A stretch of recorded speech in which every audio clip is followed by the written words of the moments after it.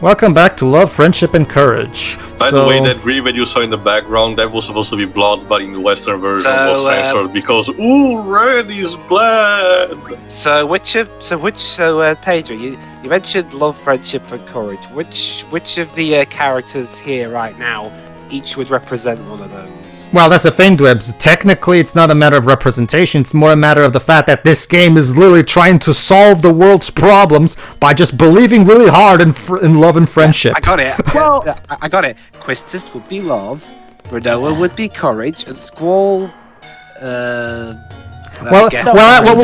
technically. Anyway. Well, Pedro. To be fair, Pedro, it's not so much love, spirit, and courage that's supposed to solve the world's problems. No. What's supposed to solve the world's problems is actually, dealing with the problem and taking out Ultimecia. No. We're just going to use that to focus so that we can get back. Oh shit, it's a behemoth variant. That's the thing, Jova. Yes, that is true. We just beat the crap out of Ultimecia like we would anybody else. But later, when time compresses itself to no end and everything gets fucked, that's how we solve things with love, friendship, and but we'll get to it. Yes, I will have something to speak about that. But for the time being, this is the Catoplepas, even though it's a behemoth variant. This bastard loves to cast a lot of magic, but again, I know that right now it's not really a problem, but just throwing it out there. And I think from this one you can draw Alexander. Alexander, right.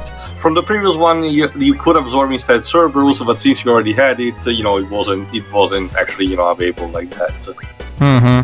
This is the game's way of allowing you to get these summons if you miss them with the first bosses. Well, Cerberus is kind of hard to miss because it's really plastered in your way at some point. You really have to go out of your way to avoid him. Yeah, you do, because you can clearly see him when you're on the way to Ultimecia and Cypher. But that's just the thing. Dwebs, technically, I guess Courage would best fit Squall because, as the game itself put it, the whole Griever ring thing with the lion, it's supposed to be, pride and bravery or something. I forgot what the words were used. So Courage, I guess, would be Squall, I guess. Yeah. Alright, Meteor. There you go. Meteor Shower.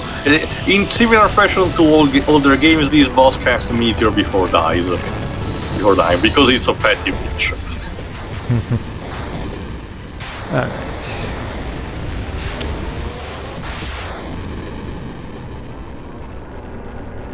Yeah, basically the primary thing with these bosses is that it boils down to, once again, try your best to... If you're not prepared enough, I guess go back to the world map and grind. There are ideal spots where you can do that. I forgot if they're called like that in the English version, but in my country they're called Island Closest to Heaven and Island Closest to Hell, where you can find high-level mobs that can give you powerful magic and potentially allow you to grow out in levels for a very sizable chunk. That's one of the main reasons why I really don't like the junction system, because it literally makes the game, it literally makes getting strong in this game an even bigger grind than usual in these games. Like I said, Pedro, it's if you know what you're doing, which it doesn't really require that much effort to do, it's fruitless anyway, and you can potentially skip the whole leveling up thing and just concentrate on making yourself buffed up with magic alone. Mm-hmm. This is the thing about the junction system. I feel like maybe if it were, for its own series of games or whatnot. Okay, damn it, I was going to mention that in my thoughts. Fuck. Well, spoilers. Sorry, I guess the point comes. Okay. Now, to Jova's credit, Teo, I already kind of said that in part 2. So technically, it's more whatever. It's more of a combination of things. Again, the different type of world setting, the limited party that you can have, the different look that the party has to compare to previous games, and all the radical shifting gameplay. All signs point that this really should have been kind of more of a spin-off game, kind of like Mystic Quest. That's what I said to. From what you've told us, apparently this was originally supposed to be yet again. Nope, that was 9 actually, if I recall correctly. No, 9 was the one that started off as a spin-off. Yeah. Yeah, 8 instead was one of the ones that actually started up from the ground as its mainline. Hey, target. Hey, Bahamut. Oh, hey, Bahamut. Actually, it's Tiamat instead, or basically Palm Palette Swap. That's the thing too. I kinda don't really like calling this thing Tiamat. Why? Well, Pedro, I think it's a better Tiamat than the one in the first 13. Well, no fucking shit. But at the same time, look at that. That's not a Tiamat. That's not. Whatever.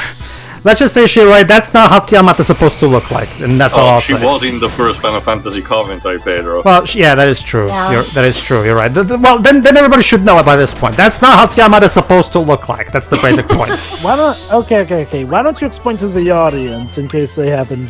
Well, again, since the first Final Fantasy took heavy inspiration from D&D, including its bestiary almost one-to-one, Tiamat is the same as she, because female, she is, in the tabletop game. Essentially a multi-headed dragon, essentially. They just had one head for this one.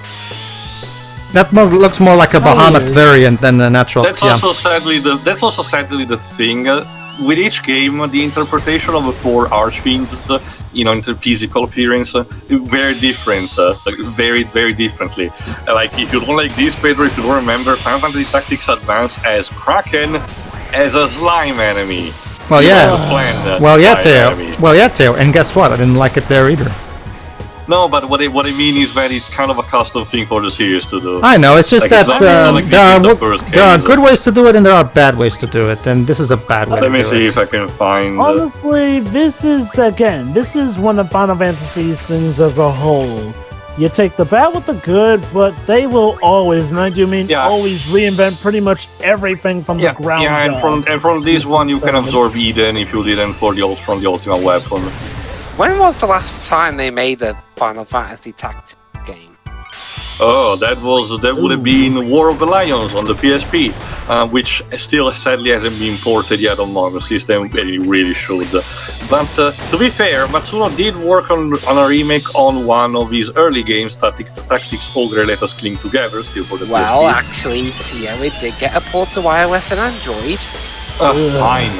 I will not, to be fair, Java, it is fine as a port to that one. I just forgot about it. Besides, it was a handheld game in the first place. I'm sure we'll get ported to PC and other consoles To eventually. be It's fair, only a matter of time. the first release was on the first release was on the original PlayStation. So, but after working on the expansion scenario on Final Fantasy XIV Stormblood, Matsuno did come out, on news and said that he probably should start working on a new tactics game. So who knows? We will see, maybe.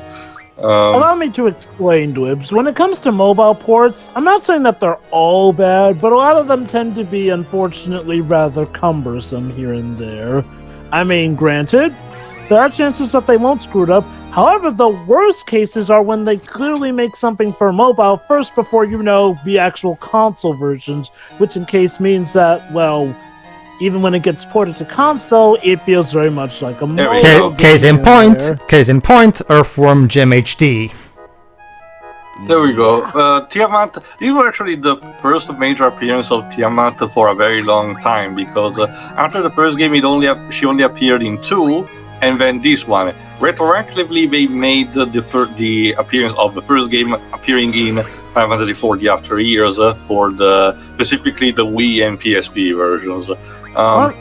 Then Tiamat appears in 9 with 3 heads, then in 11 as just a generic dragon, in 12 as another type of generic dragon and consequently revenant wings, and then 13 as that robot that we have commented upon when we actually fought it, and a bit so on. Go on, sorry. Alright, it's time to actually see Alexander now.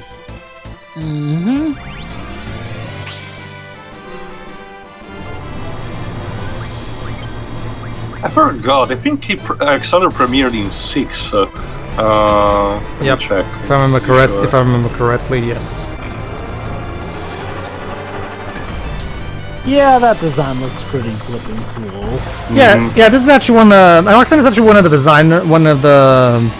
that most of the time does tend to be relatively consistent. He also kind of pretty much looked like this in 13.1, sorry.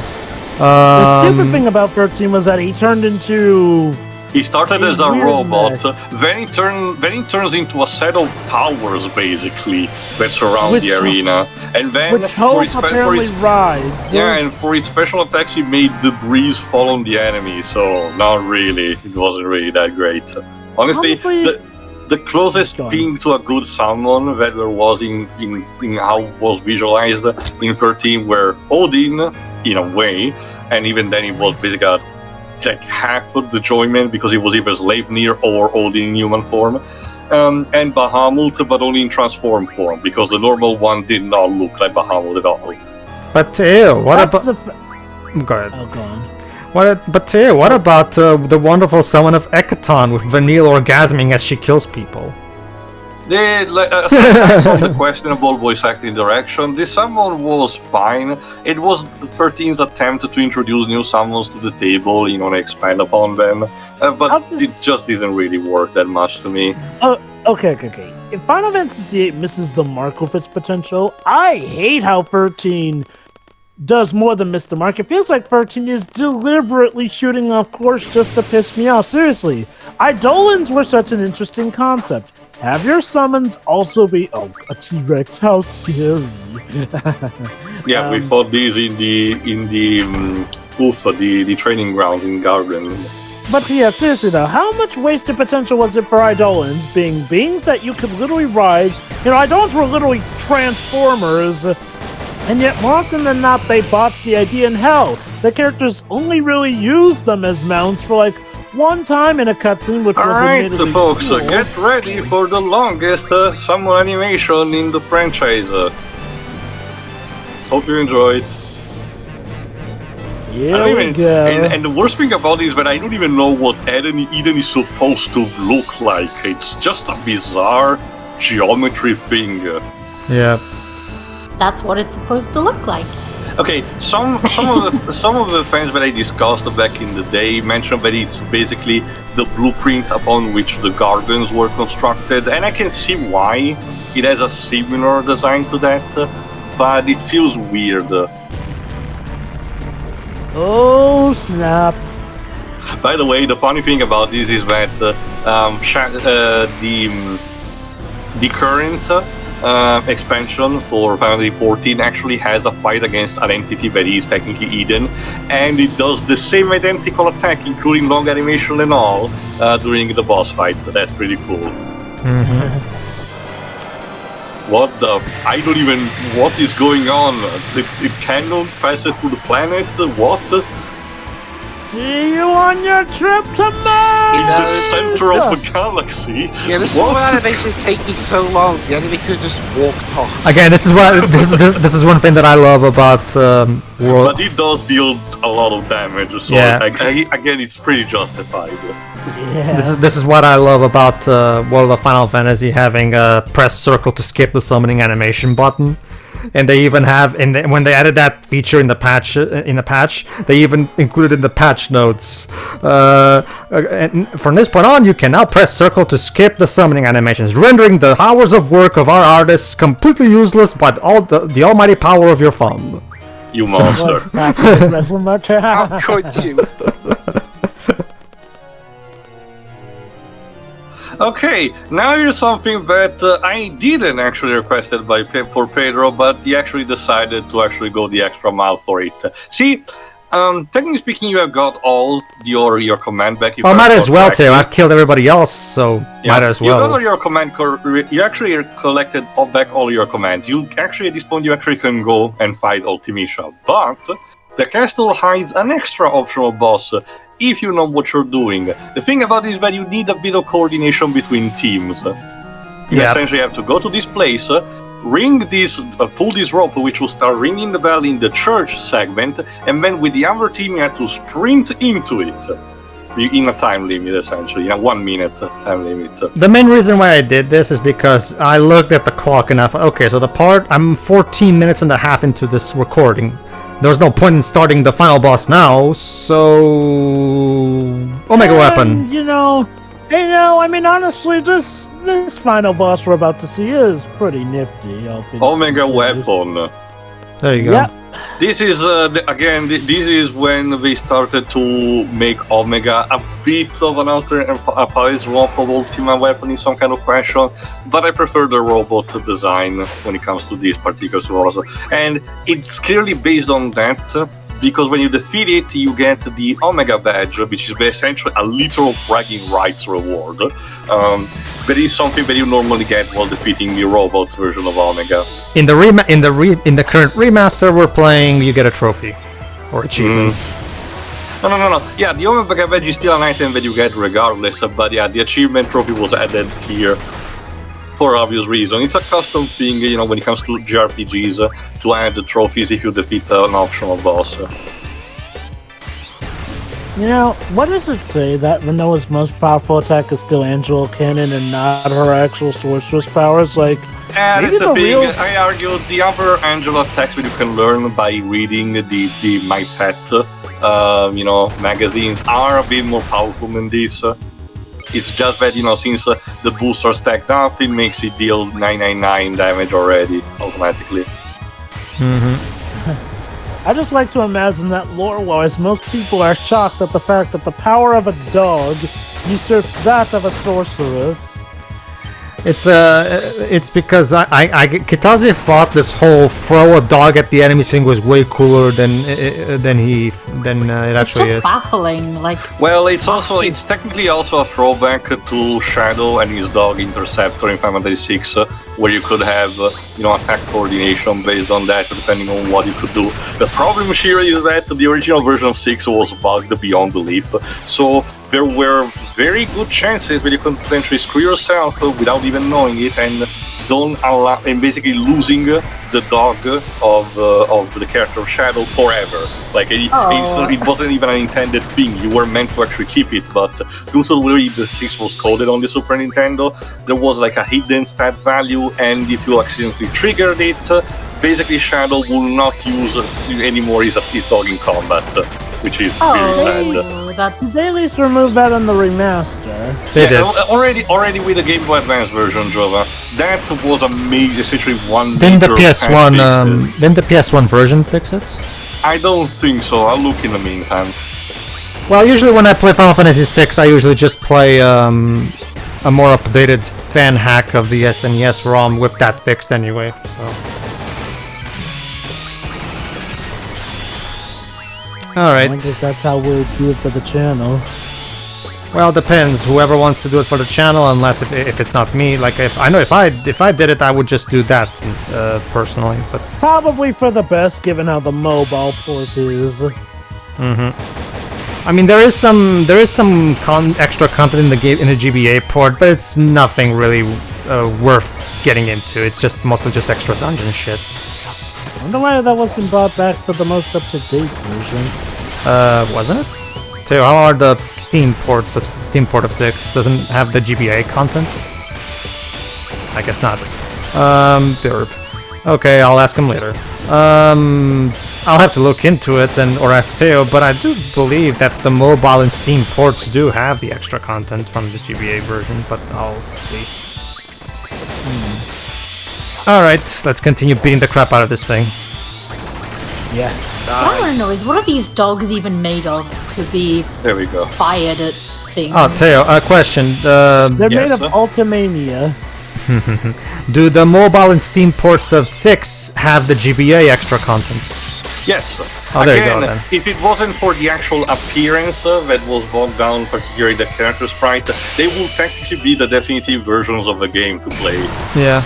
And yes, audience, trust me, the visuals are that much of a unfortunate circumstance. Again, the only thing I really don't like are only the sprites of the characters. Everything else seems to be more.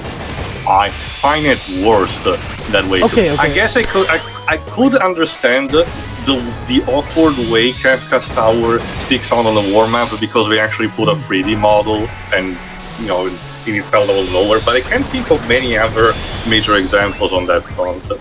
Okay. I'll just say this: if you don't consider the response to the visuals of, if you don't consider the issues people had with 9's visual problems backlash, that's fair. But There's no way you're not going to tell me that 5 and 6 weren't backlash, because those I heard about before I was even really in the fan base.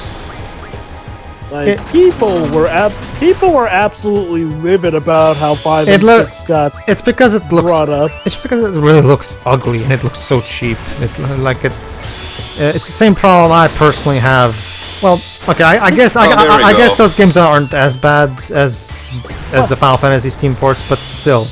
Like I said before, it's my issue with making a game ported first to mobile or whatnot. Now, you want to port it to mobile after you port it to console, that's fine. But when you port it to mobile first, you tend to get the cheap stuff like that. Unfortunately. It's weird. There we go. In regards to Shadow Interceptor, the Rippler bug. Essentially, okay, now in the modern versions, the Steam, iOS, and Android, it has been fixed completely because the GBA version only fixed it partially. There we go. The lore Rippler, it's a command that I think Gao has the effect of exchanging statuses between the caster and the target. It was normally supposed to exchange a bunch of debuffs and minor saddle buffs.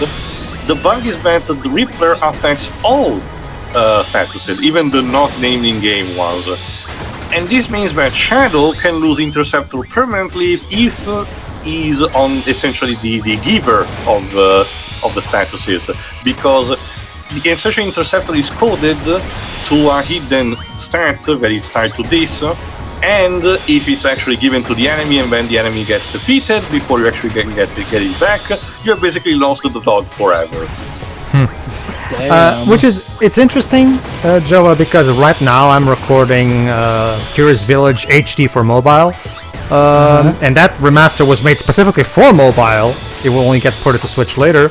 And that remaster is the definitive version of the game. It looks gorgeous, but like. To be fair, it's what John was mentioning. It's a port of a game that existed already on a console in some capacity. It wasn't pretty much. It wasn't like a thing that was made almost from the ground up because the older version was completely looking differently. Yeah. Because the thing with 5 and 6 is that the versions that they could get upon were the GBA versions, and they essentially had to rework them from the ground up. It also helps that Curious Village is based off of a game that had touch controls in mind as well, so obviously a lot of the work's already done for porting it to mobile here and there. In a lot of cases, when your port's coming to mobile, you have to make it so that it's a lot easier to interface with touchscreen stuff here and there, which often means either simplifying it or making it a pain for mobile players, having to do like a virtual button press here and there, which, don't get me wrong, does work a lot of times, but I can see why people find cumbersome here and there. It also It also helps that Level 5 still had all the original assets archived, so they're able to put all the sprites and backgrounds exactly as they were before they were compressed on the DS. And it looks great. Includes also the music also is not compressed. I actually gave it a listen. But there you go. Now, if you play the game normally without the booster and actually restricting to what you can do, the level thing is the character level is really important because it will determine how powerful Omega Weapon is. So if you want to have an easier time, just stick to the strategy that they gave you. Try to minimize your character level, and stick to having the junction system boost to the max. No, like, okay. Oh, you can actually play the organ. That is disgusting, Squall. Try again. Squall, I don't think... Squall, try harder using your mind powers. Squall, I get trying to use the power of your mind to play instruments, but get better at it. Yeah. Get good. No, it really is. No. The transition from DS to mobile for Layton was a very highly 100% successful one. Unlike with the OG Eternity trilogy, because sorry, I don't like. I don't really like the original trilogy's HD conversions. You are far from alone in that mentality. Let me put it this way, everybody. I'm a huge fan of the sprite work for the DS, and trust me, my distaste from those comes from a place as a fan of the series. I assure you. And that's trust me. It's actually a common opinion that fans hated the original remastering to iOS, and hell, even on the 3DS one, which did make things a bit better by lowering the resolution. Didn't Capcom archive the original sprite animations? You asked this question beforehand, Pedro, another time, and let me tell you what I already answered. They generally thought what they were doing was an improvement. Yeah, that's the thing, Pedro. They actually redrew the sprites and thought that, oh, this is an improvement. Though, bafflingly enough, they actually did upscale the original DS ones for the Wii port, so I don't get it. So technically the one where they did less changes to it in the Wii version is ironically the one that looks better than the handheld version, which was supposed to be the actual HG upscale. The WiiWare ports are actually the closest things we've had to a localization of the original GBA versions. The lesson learned is if it ain't broke, don't fix it. But that's the interesting thing, Teo. I wouldn't mind them completely redrawing the sprites from the ground up if they actually put a good budget into making them look good, because lo and behold, Apollo Justice, the Last Jedi of the Ace Attorney series, is the one that got the best treatment. I know, right? And even then I commented how it still looks uncanny in some places. Oh, don't worry, Gio. I even mentioned the mouth frame rate issue too, which is sadly an issue across all. I mentioned more Apollo's end, but whatever, we're diverging, and especially because we're actually in the end game now. Yes, we just saved the game right before Ultimecia. So tune in next time, everybody, for the exciting conclusion. The epic conclusion, yeah. I guess. Believe me, there's gonna be more trippy imagery. Yes, indeed. See ya. See ya. See ya. See ya.